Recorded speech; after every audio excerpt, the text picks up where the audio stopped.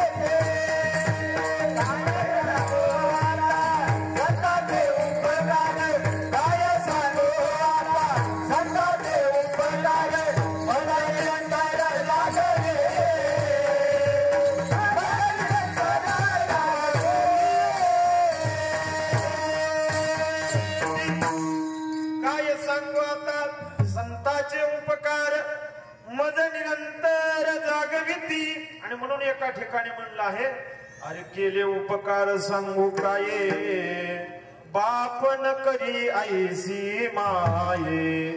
आई वडिलाच्या उपकारापेक्षा सुद्धा संतांचे उपकार हे त्याहूनही श्रेष्ठ आहेत. आणि अशा संत महात्म्यांचा अवतार होणं हे या जीवाच्या कल्याणाचा आणखीन एक मार्ग रिकामा करणं. कारण संत ज्या वेळेस अवतरित होतात त्यावेळेस प्रत्येक संतांनी प्रत्येक जातीमध्ये प्रत्येक ठिकाणी प्रत्येक कर्मामध्ये अवतार घेतलेला आहे. कुंभारामध्ये घेतला, माळ्यामध्ये घेतला, सुतारामध्ये घेतला, लोहारामध्ये घेतला, चांबारामध्ये घेतला, कुळ ठेवलं नाही.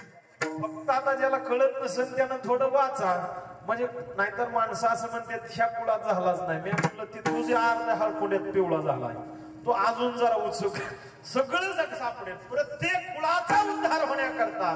कारण प्रत्येकाला वाटायचं लोकांचं चांगलं आमचं, माळ्याला वाटायचं त्याला काय गुरुवाला भक्ती कराय काय हरकत आहे, त्याचं कामच ते. सावता महाराज म्हणले असं म्हणू नको, मी बी तुझ्याच कुळात जन्माला आलोय, शेती करून कशी पुण्याई करायची हे मी सांगतो. कुंभाराला वाटलं ह्यांचं सगळ्याचं बरं आहे, माझं थोडं अवघड आहे, मला लय काम असतं. गोरोबा काका म्हणले थांब मी सांगतो, काय काम नसतं. असा वंशच सोडला नाही की ज्याच्यात संत अवतरित झाले नाही. या जगाच्या कल्याण करता आणि प्रत्येकाच्या डोक्यातली ही बुद्धी लयाला जाण्याकरता की आमच्या कामामध्ये ईश्वर भक्ती होऊ शकत नाही. जगात असं कुठलंच काम नाही की ज्याच्यात भक्ती होऊ शकत नाही. म्हणले असं कुठलं काम आहे सांगा बरं, आहे का? म्हणले एक बी काम संतांनी सोडलं नाही की ज्याच्यात भक्ती करून दाखवली नाही. म्हणजे काही असू द्या, जेवढी कर्म आहेत तेवढ्या सगळ्या कर्मामध्ये ईश्वर प्राप्तीचा मार्ग दाखवून दिला ते संत. आणि आज ज्या कुळामध्ये संतांनी अवतार धरला ते म्हणजे धनगराचं कुळ. त्यांना हे वाटायचं आमच्या मागे लय काम आहे, आम्हाला 1000-2000 मेंढर सांभाळायची, म्हणजे आम्ही कवा देवाचं टाळ वाजवावं होतं. पण बाळूमाने साहेब नुसता टाळ वाजवून परमार्थ होत नाही. मग कशानं होत? अरे भूत दया ठेवा मग काय होय, प्रथम साधन हेची आसे. परमार्थ म्हणलं तर पहिलं साधन काय असेल तर भूतदया ठेवा. भूतदया म्हणजे काय? म्हणजे मसन वाट्यातल्या भूतावर दया दाखवणं म्हणजे भूतदया नाही. भूतदया म्हणजे काय? पशूंची सेवा म्हणजे फक्त भूतदया का? भूत म्हणजे आपल्याकडे एक मामांच्या तळावरती जी ओळी प्रखरतेनं वारंवार उच्चारली जाते ती म्हणजे कुठली? जो मी ऐसा समर्थू तो मी जगाचा नाथू आणि गगनी ऐसा साक्ष भूतू.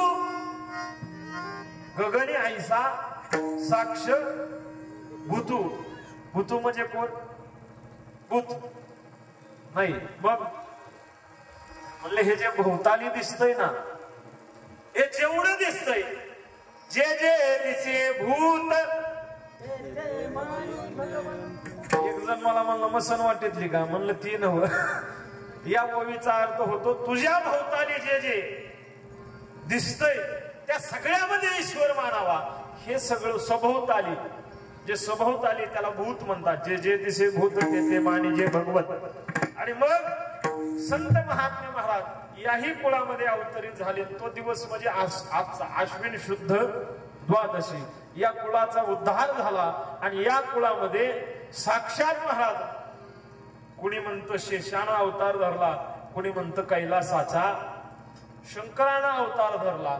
आपल्याला दोन्ही मान्य आहेत कारण शेषही आपलाच आहे आणि भगवान शंकर सुद्धा आपलेच आहे. कुणी बी धरू द्या पण आजच्या दिवसाला तो अवतार धरण्यात आला आणि या जगावरती नकळत त्या संतानं उपकार करण्यासाठी हा देह धारण केला.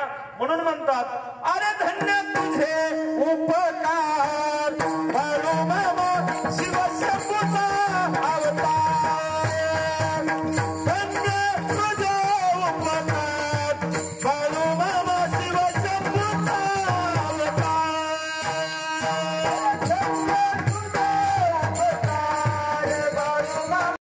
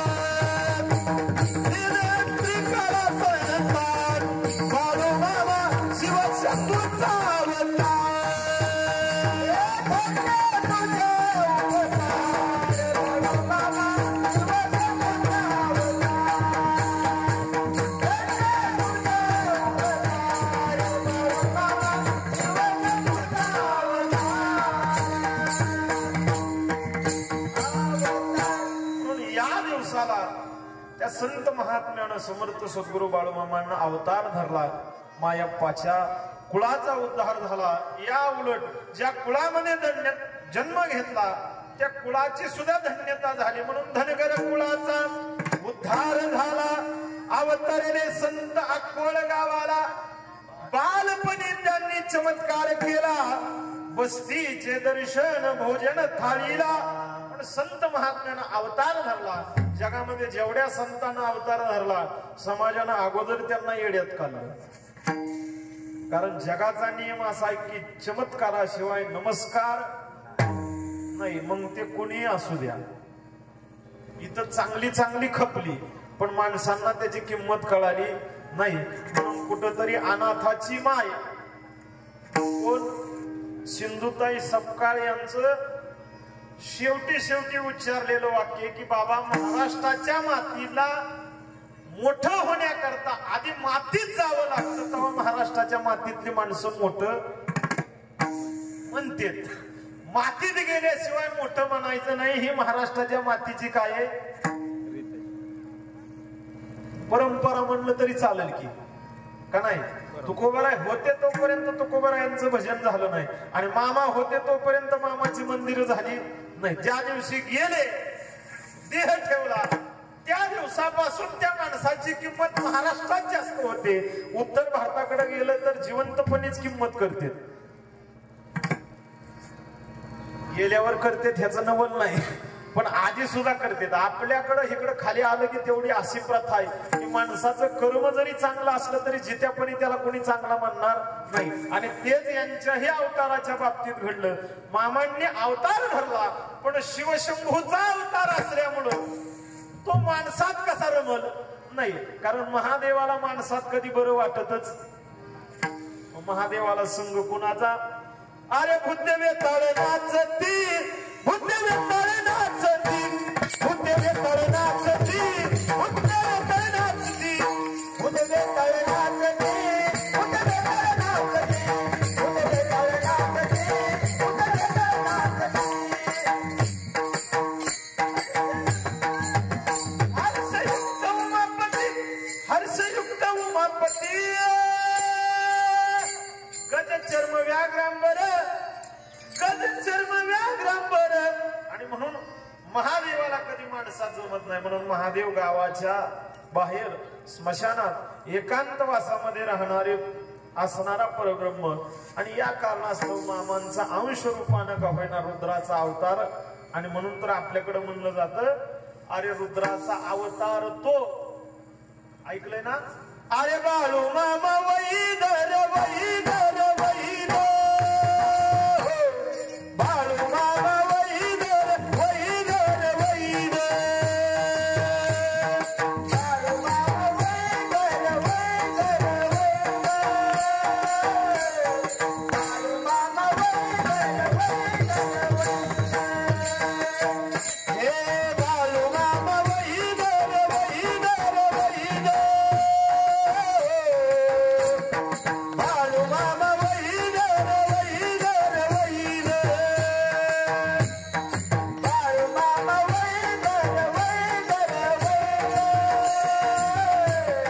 बाळू मामा वैदर वैदर वैदर. ध्यान मेंढ्या केल्या पहिल्यार पहिल्यार पहिल्यार,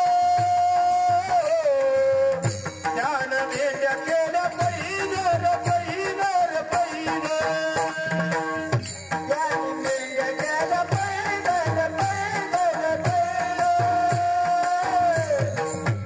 ध्यान मेंढ्या केल्या पहिल्यार पहिल्यार पहिल्यार. रुद्राचा अवतार थोर ह्यो, राहतो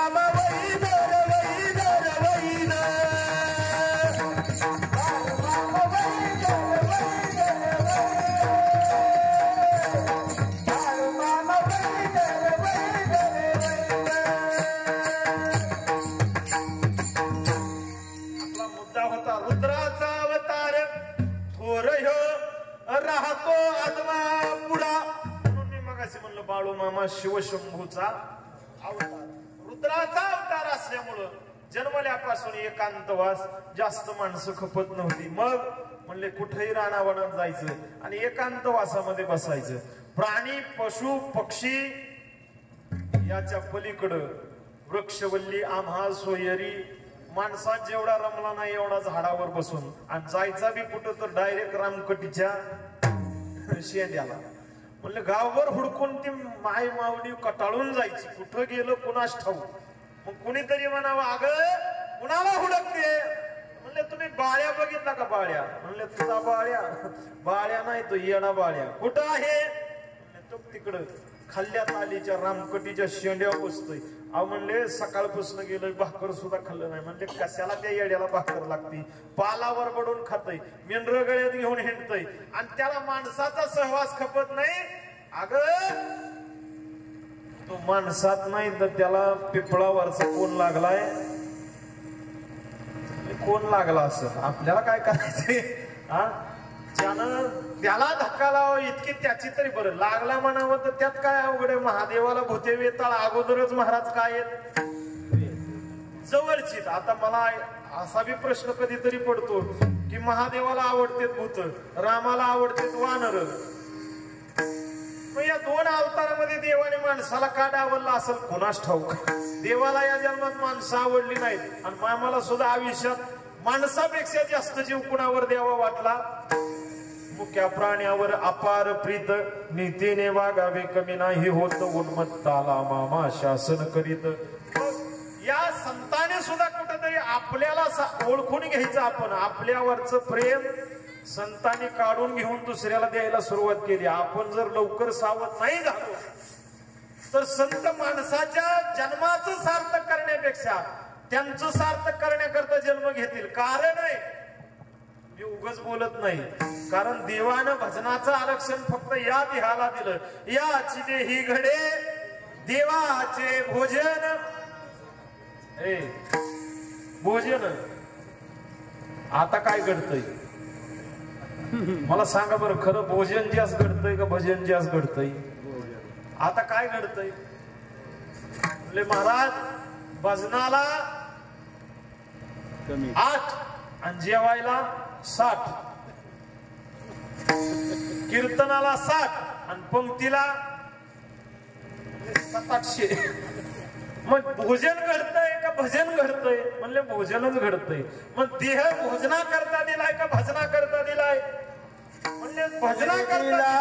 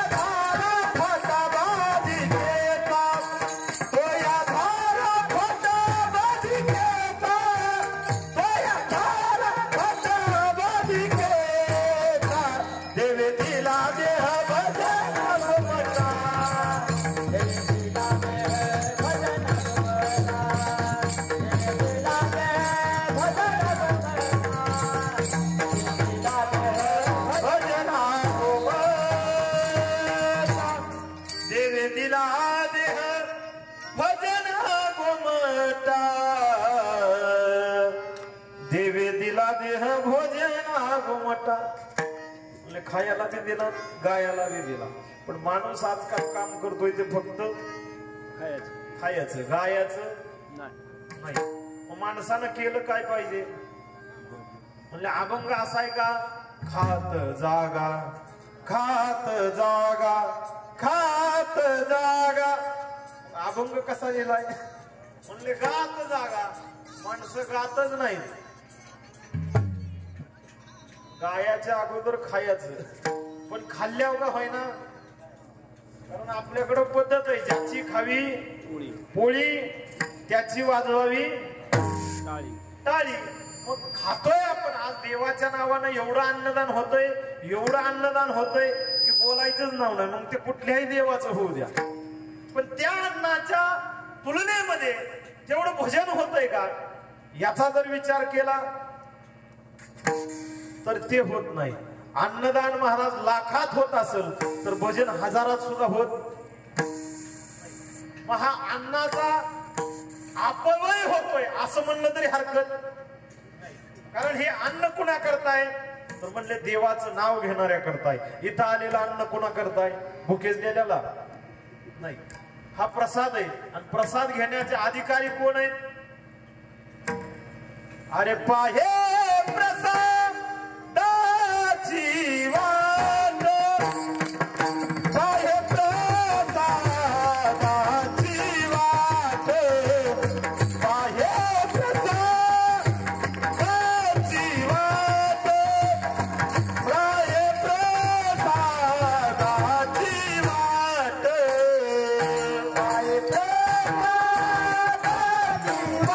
पाहे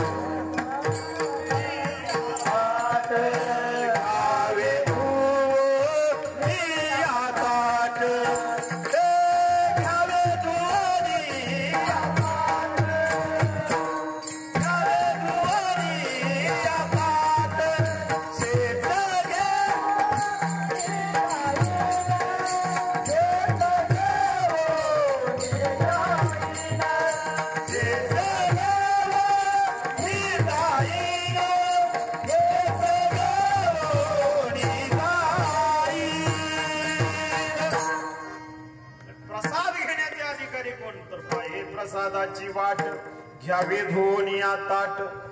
कुठलं प्रसाद घ्यायचं? पंतरवाड्या धुवायची का? म्हणले नाही, देवानं दिलेलं ताट धुवायचं. कुठलं ताट? आपल्याला फक्त प्रसाद म्हणलं की हेच माहिती. प्रसाद तिथंही घेतला जातो, आणि प्रसाद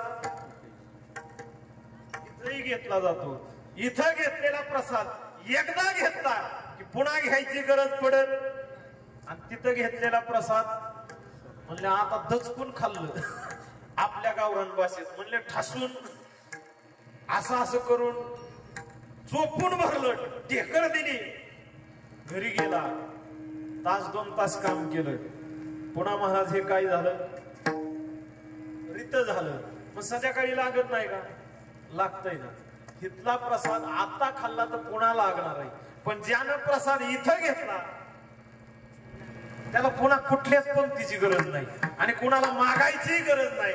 म्हणून संत महात्म्यांची वचन आहेत, शेष घेऊन जाईल तुमचे झालिया भोजन. प्रसाद घेण्याचे अधिकारी कोण ते देवाचे भक्त, ज्यांचं ताट महाराज काय आहे, निर्मळ आहे. मग कुठलं खायचं नाही, राहायचं. मग हे ताट घ्यावे धोन या ताट, शेष घेऊन जाईन तुमचे झाली या भोजन. आपला मुद्दा चालू होता, माणसानं भोजन केलं पाहिजे. भोजन नाही केलं तरी चालतं. मग मला असा प्रश्न पडतो, मोठमोठे सप्ते होतात, पातुर्डीला बी होतात, केमला बी होतात, मुलवडीला बी होते, सावकोडच होतात, प्रत्येक पंचक्रोशीत होते. 1 वर्ष सगळ्यांनी ठराव घ्यायचा आणि फक्त जेवण बंद करायचं. म्हणले जेवण बंद, आणि त्यावेळेस कॅमेरा फिरवून मग म्हणायचा आता ह्या फोटो काढा आणि मागच्या वर्षीची शूटिंग दावा आणि ह्या वर्षीची शूटिंग दावा. मागच्या वर्षीपेक्षा मोठे कीर्तनकार आले, गाणारे मोठे आणले, कारण तिकडला पैसा सगळा इकडं ढकलला. लय मोठी मोठी माणसं आणली, पण ऐकायलाच कुणी. याला कारण म्हणले तिथं खायला, जिथं खायला नाही तिथं ऐकायला सुद्धा नाही. मग नेमकं ऐकणं महत्वाचं आहे का खाणं महत्वाचं आहे? म्हणले खाऊन ऐकायचंय का ऐकण्याकरता खायचंय? म्हणलं आपण फक्त खाण्याकरता. देवे दिला देह भोजना गोमटा. आणि मग अधिकारी व्हावं महाराज, अधिकारी होण्याकरता पुण्य लागतं, असणार संचित चांगलं लागतं, नवे नवे नशिबामध्ये त्या गोष्टी पाहिजेत, बहुत सुकृताची जोडी म्हणून विठ्ठली आवडी. आणि याकरता मोठं स्वीकृत होतं. आणि म्हणून महादेवाचा अवतार होता. एकांतवासामध्ये भगवान परमात्मा पंढरीश पांडुरंगाचं भजन होतं. या कारणास्तव मामांवरती देवाची कृपा होती, वाचासिद्धी होती, कुठली भूत बाधा नव्हती. पण एखाद्या बापाला आपल्या लेकराला गावकऱ्यांनी वेडं म्हणल्याच्या नंतर बरं वाटेल का? नाही. शहाणाय म्हणल्या माणसाला बरं वाटेल, पण गाव म्हणायचं ते येडं झालंय. मग बापाला वाटलं लोकांनी ह्याला नावं ठेवण्यापेक्षा हे पोरगच गावातून बाहेर लावावं. म्हणून असं काय नव्हतं की त्यांच्या घरी कमी होतं, कारण धनगर हा शब्दच मुळात धनाचा आगर आहे. पण तरी सुद्धा पोराला सालाने ठेवण्याचं काम एवढंच की लोक येणे म्हणतात, म्हणून चंदूलाल शेडजीच्या घरी सालाने ठेवलं. असं काय पैशाची कमी नव्हती, पण लोक काय म्हणतील म्हणून. आता लोक काय काहीतरी म्हणणारच आहे, ते ठेवलं सालाने. कुणाच्या घरी? मारवड्याच्या घरी. पण तिथं महाराज, आता तिथं संत आहे तिथं देव असतो, कारण जिथं संतांचा सहवास आहे तिथंच देवाचा वास आहे. आणि म्हणून देवाचा पत्ता काय असेल तर देव संतापाशी आहे, ऐसी वेद देती गाये, ऐसी वेद देती गाये, ऐसी वेद देती गाये.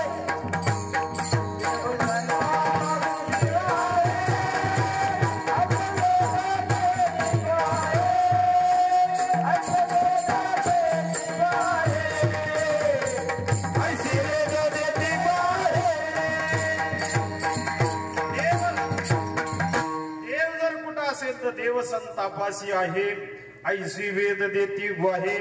आणि मग संत बाळूमामा त्या चंदूलाल शेडजीच्या घरी साला.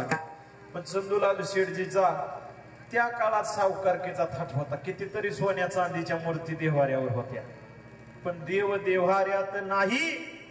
देव नाही देवालयी. तो देव मारवड्याला धावला. कुठं? बस्तीचे दर्शन, भोजन थाळीला. जी थाळी जेवायला दिली होती त्याला छिद्र होतं, आणि त्या छिद्रातनं आमटी वाढली की खाली जायची, म्हणून गवताची काडी खावायची आणि मग त्यात भाकर चोरून खायची. अशा छिद्राच्या थाळीला ठेवण्याकरता एक दिवळी होती. ती दिवळी बी अशी होती की नुसती पूर्ण दिवळी दिसायची, मागणं तिला काय काय नव्हतं. उगवला दिवस की घरात प्रकाश पडावा, तेव्हा लाईटी नव्हत्या, म्हणून आवर्जून अशा देवळ्या ठेवलेल्या होत्या. त्या देवळ्यामध्ये लावलेलं ताट. एके दिवशी पहाटे चंदूलाल मारवड्याची आई या पोराला लवकर झाड लोटी करता उठवण्याकरता आली. दिवस उगवला, सूर्यनारायणानं पहिलं पाऊल या भूमीवरती टाकलं आणि त्या देवळीतून प्रकाश निघाला. तो त्या थाळीच्या छिद्रात गेला आणि थाळीच्या छिद्रातलं प्रतिबिंब, तो प्रकाश त्या घरात पडू लागला. त्या मारवड्याच्या आईनं तो प्रकाश पाहिला आणि काय चमकतंय म्हणून पाहिलं.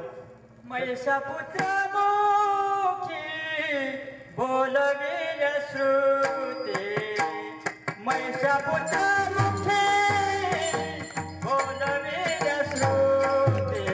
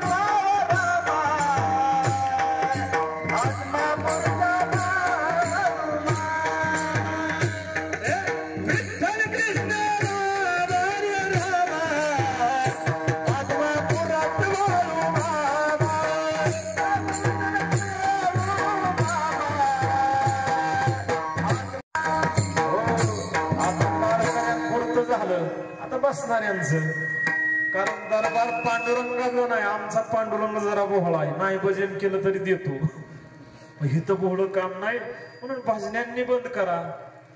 आता भोजन्यांची बारी, कारण ह्यांच्यात आणि तुमच्यात लय फरक नाही. ह्यांना म्हणते भजने आणि भोजने, म्हणजे तेही भोजन करतात असं काय नाही, पण त्यांचं भजन चालू. आता तुमचंही चालू व्हावं. 2 मिनिटाचं भजन करायचं आणि लगेच आपल्याला पुष्प वर्षाव करून घ्यायचा आहे. त्याच्यामुळं वरचे गप कृष्ण राम राम आत्मा पुरात बाळू बाबा.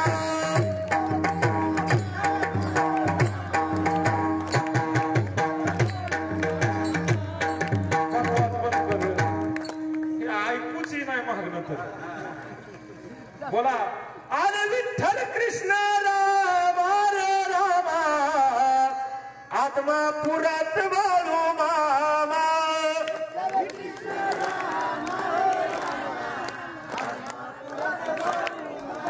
कुणी नाही बघितलं तरी तू एवढा मोठा आहे का नाही की